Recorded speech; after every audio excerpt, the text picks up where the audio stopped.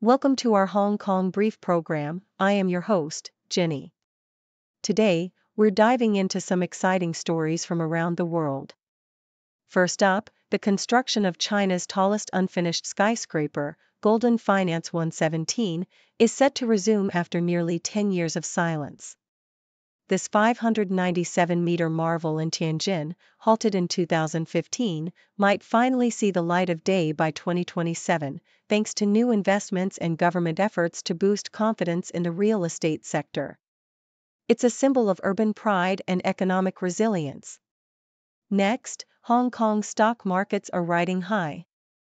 The Hang Seng Index has gained 0.5%, with hopes that the U.S. Federal Reserve might cut interest rates sooner than expected. Tech giants like Tencent and NetEase are also climbing, supported by strong earnings and dovish Fed comments. Despite ongoing U.S.-China trade tensions, investors remain optimistic, and a new auto parts company in Shenzhen skyrocketed over 250%. It's a lively week for the markets. Finally, Hollywood's old-school glamour is making a big comeback on the red carpet. Celebrities like Ariana Grande and Selena Gomez are channeling legendary icons like Audrey Hepburn and Elizabeth Taylor with stunning vintage-inspired looks. From statement accessories to luxe fabrics, they're bringing timeless elegance back into the spotlight. It's a glamorous revival that's sure to inspire your fashion game.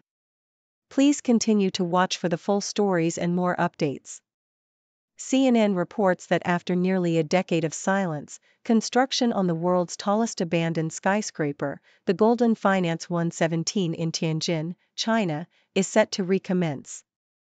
This 597-meter marvel, once poised to be China's tallest when construction began in 2008, has been frozen since 2015 due to financial turmoil after the Chinese stock market crash.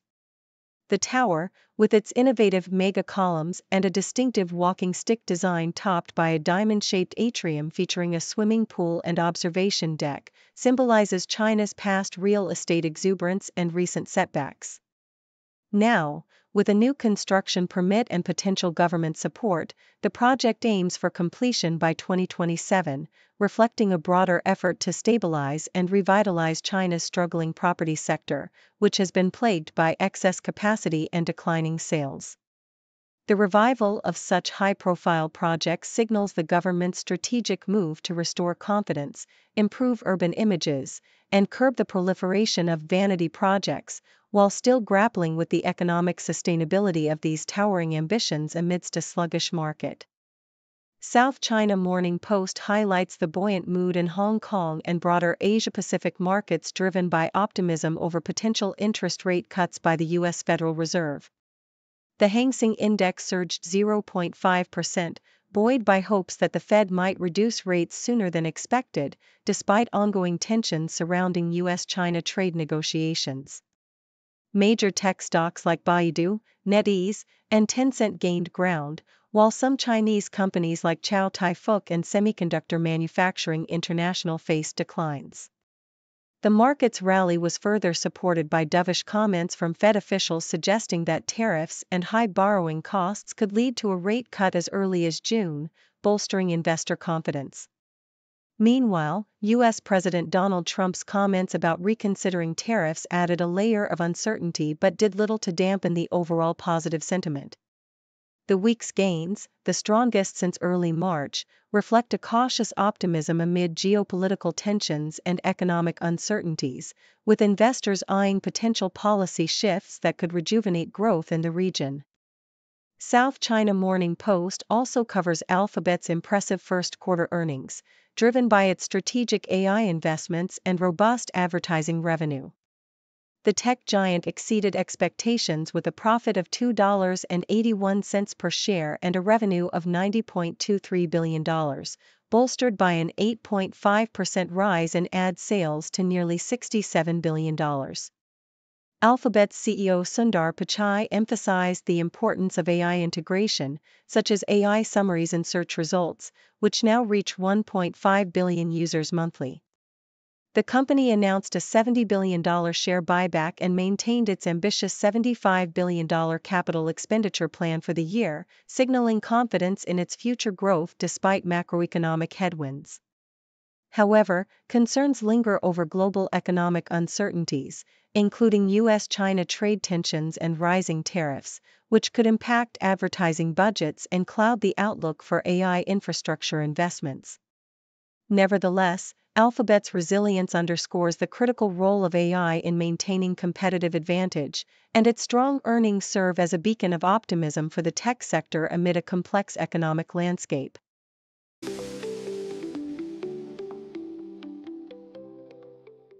The South China Morning Post highlights the upcoming return of the Global Prosperity Summit in Hong Kong, a gathering of international experts and thought leaders dedicated to fostering sustainable global growth. This year's event will delve into pressing issues such as artificial intelligence, space exploration, trade conflicts, climate change, and Hong Kong's strategic function as a bridge between China and the world. Prominent figures like Wu Hailong and Andrew Ng will participate, emphasizing Hong Kong's role as a nexus of innovation and diplomacy. The summit, initiated by local business and academic leaders, aims to bolster Hong Kong's global connectivity amid ongoing geopolitical tensions and protectionist policies, underscoring the city's unique position under the one country, two systems framework. Meanwhile, the South China Morning Post reports on the extensive preparations for Li Shaoqi's funeral, reflecting his monumental influence on Hong Kong's business landscape. A 74-member committee comprising top government officials, university presidents, and family members has been established to oversee the memorial services for the late tycoon, revered as a patriot and Asia's stock trading god. Li's vast business empire, encompassing real estate, hospitality, and utilities, made him one of Hong Kong's wealthiest individuals, and his legacy is being honored with a Buddhist funeral and a burial in Guangdong. The event underscores his profound impact on the city's economic development and the deep respect he commands among both political and business elites, illustrating the enduring legacy of Hong Kong's entrepreneurial spirit. The South China Morning Post also discusses the cautious outlook of Hong Kong's retail, hospitality, and catering sectors ahead of the Labor Day Golden Week holiday. Following a subdued Easter period marked by fewer mainland tourists and local residents traveling abroad, industry leaders express concern over the potential decline in business during the upcoming holiday. Factors such as the ongoing US-China trade tensions, currency fluctuations, and changing consumer habits, like increased reliance on online shopping, are contributing to a more conservative outlook. Although mainland tourism is expected to rise during the 5-day holiday, fears remain that many Hong Kongers will choose to extend their trips outside the city, further affecting local businesses. Hotel occupancy rates are projected to fluctuate, with some establishments experiencing a dip in last-minute bookings, highlighting the fragile economic environment and the challenges faced by Hong Kong's service industries amid global uncertainties.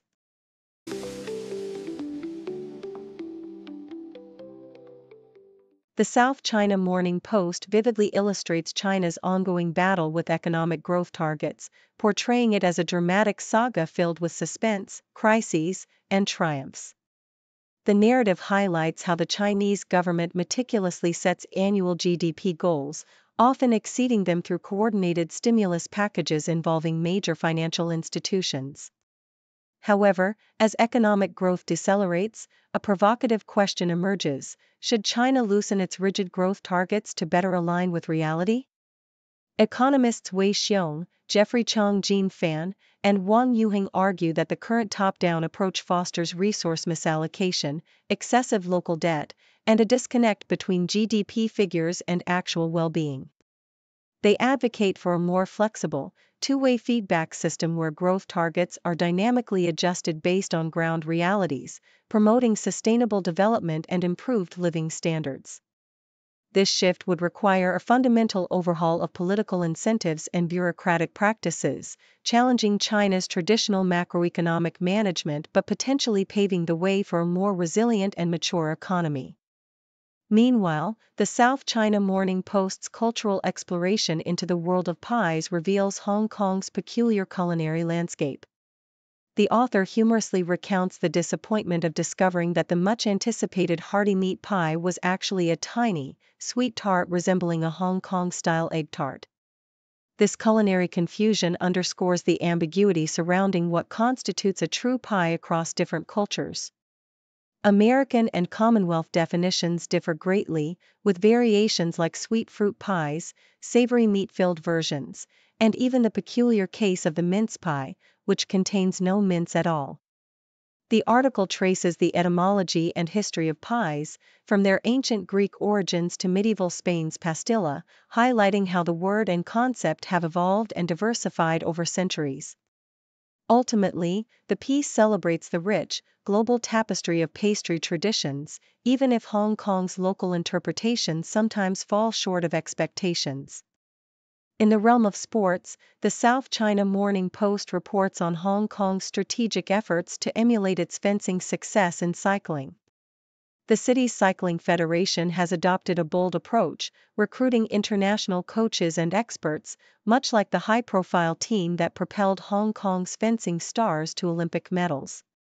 The overhaul of the coaching staff, including appointments from France, New Zealand, and Australia, signifies a shift towards learning from global best practices and raising the level of local talent. The focus on overseas training and racing aims to break the monotony of traditional, insular training routines and foster innovation. With ambitions to excel at the upcoming national games and secure Olympic qualification, Hong Kong is positioning itself as a competitive force in cycling.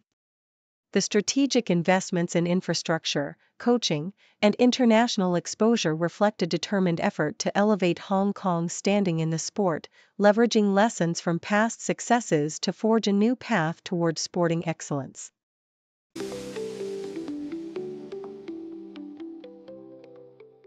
South China Morning Post vividly captures the innovative spirit of designers like Dilara Khan and Bowden Han, who transform humble eggshells into luminous lamps and decorative objects. Their Hatch series, showcased during Milan Design Week, exemplifies sustainable creativity, utilizing crushed eggshells, nature's delicate yet resilient material, glued with resin to craft striking, symbolic pieces.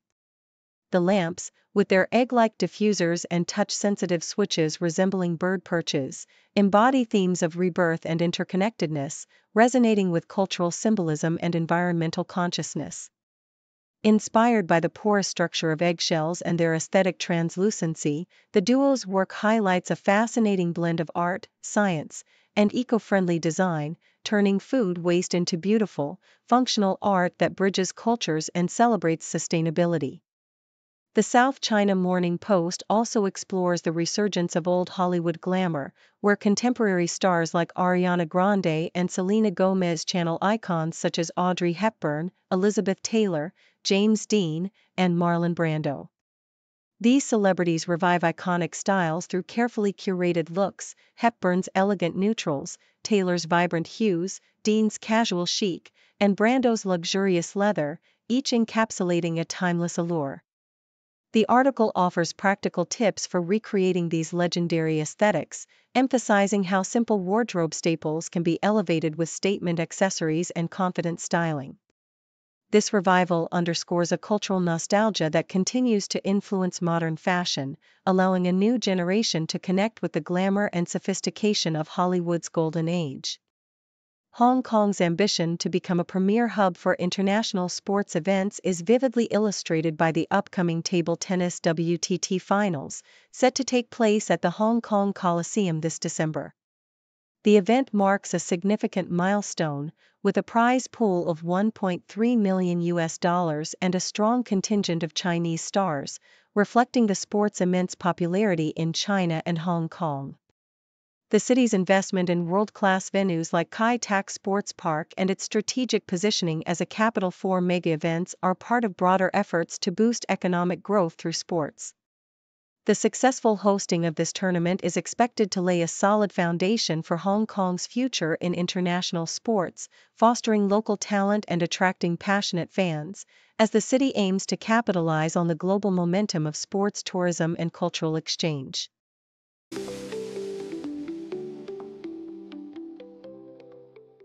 South China Morning Post vividly details the emerging romance between Shawn Mendes and Portuguese singer Maro, highlighting their recent outings in Los Angeles, which have sparked widespread speculation.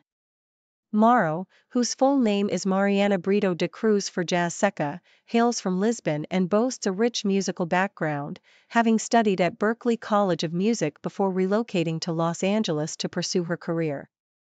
Her soulful compositions, including the heartfelt Saudade, which she wrote while mourning her grandfather, have garnered her over 1 million monthly listeners on Spotify. Her musical journey is decorated with collaborations and performances, such as opening for Jessie J and representing Portugal in Eurovision 2022, where she impressively finished 4th in semifinals and 9th overall. Maro's admiration for artists like Justin Bieber and Billie Eilish, the latter of whom has publicly praised her music, underscores her rising prominence in the industry, fueling rumors of her connection with Mendes.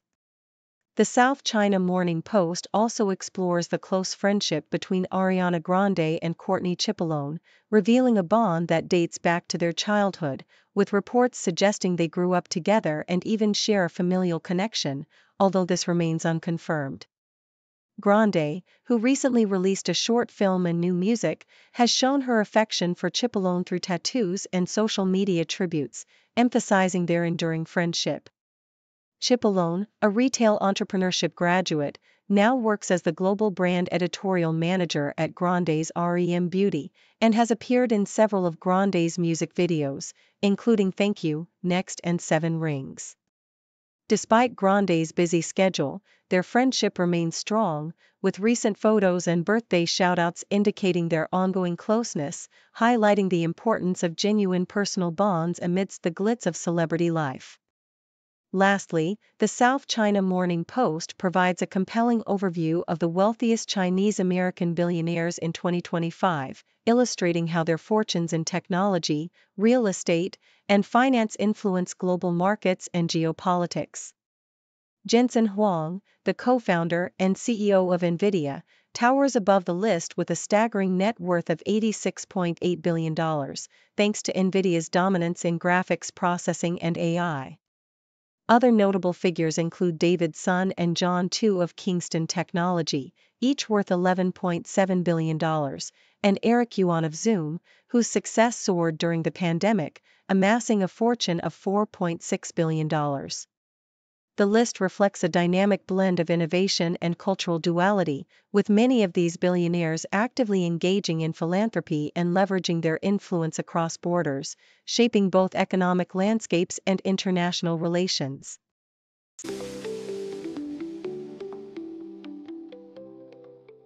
Thank you for tuning in. The content above showcases the latest briefing reports and analytical synopses, thoughtfully curated by the 6Do team. These insights stem from a wide array of reputable media outlets, think tanks, government sources, and specialized experts worldwide. We encourage you to explore these sources for a comprehensive perspective. Keep in mind that while the content may not always align with the official standpoint of 6Do Brief, it's not meant to be taken as absolute directives for decision-making. Comprising seasoned media professionals, learned scholars, and accomplished scientists, the 6Do team embodies a trailblazing, fully independent media entity. To customize 6Do Brief to meet your professional needs, you have the option to subscribe to a diverse array of briefings on our website, 6dobrief.com. Regardless of your location, you can conveniently receive 6Do Brief via email.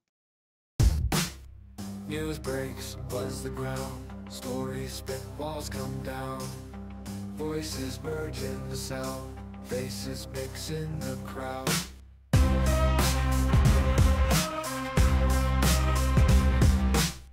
Broadcasters paint the scene, world events on our screen, every link a different theme, words collide in the stream.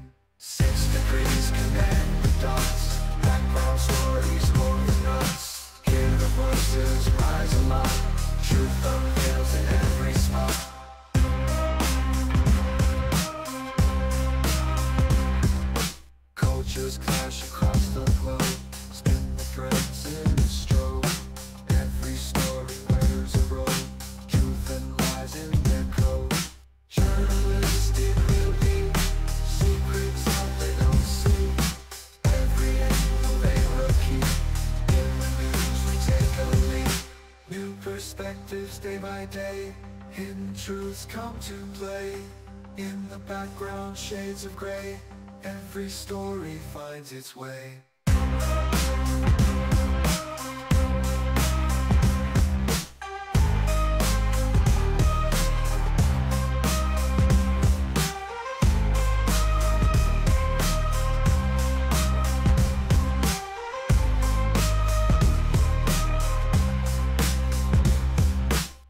Perspectives day by day, hidden truths come to play. In the background, shades of gray, every story finds its way.